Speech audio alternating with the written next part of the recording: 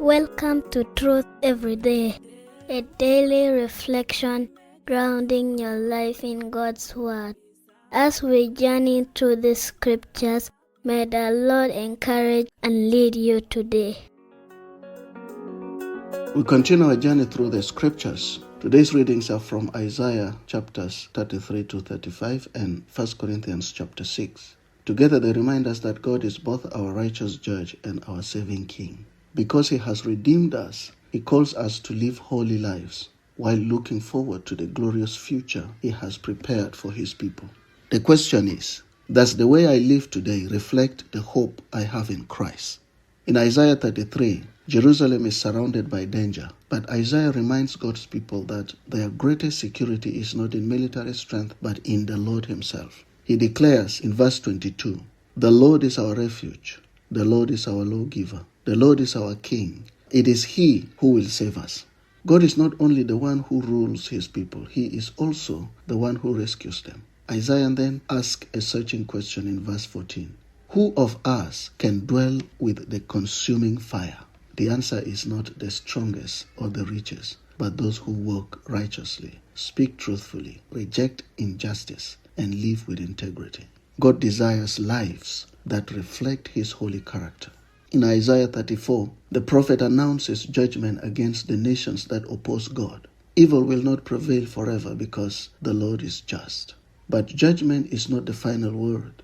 Isaiah 35 paints one of the Bible's most beautiful pictures of hope. The wilderness blossoms, the weak are strengthened, the blind see, the deaf hear, the lame leap for joy.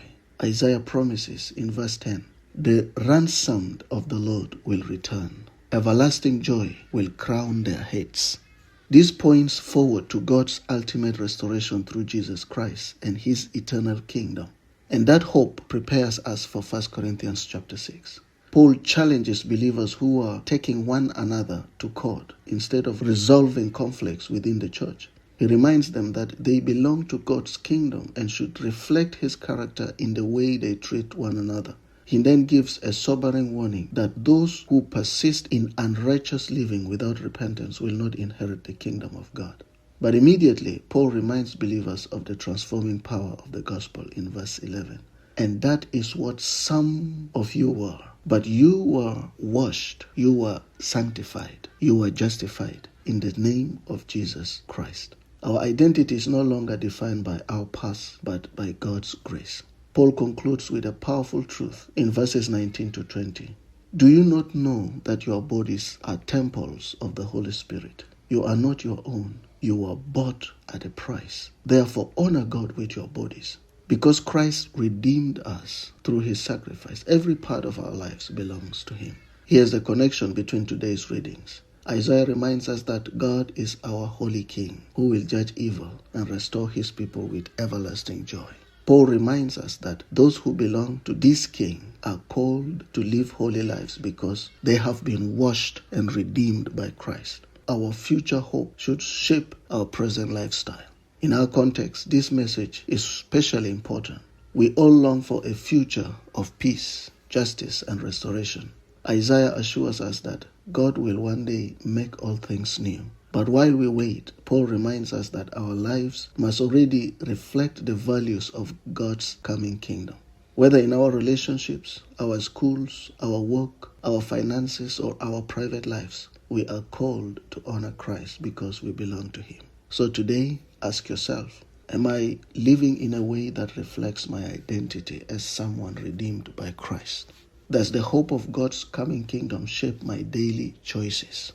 How can I honor God with my whole life today? Let's pray.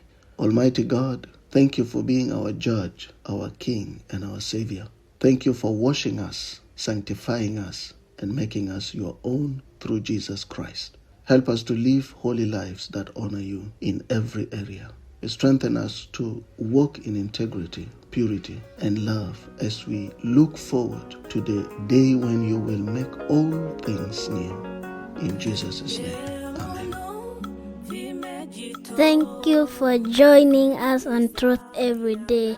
If this episode has encouraged you, share it with a friend and remember to subscribe.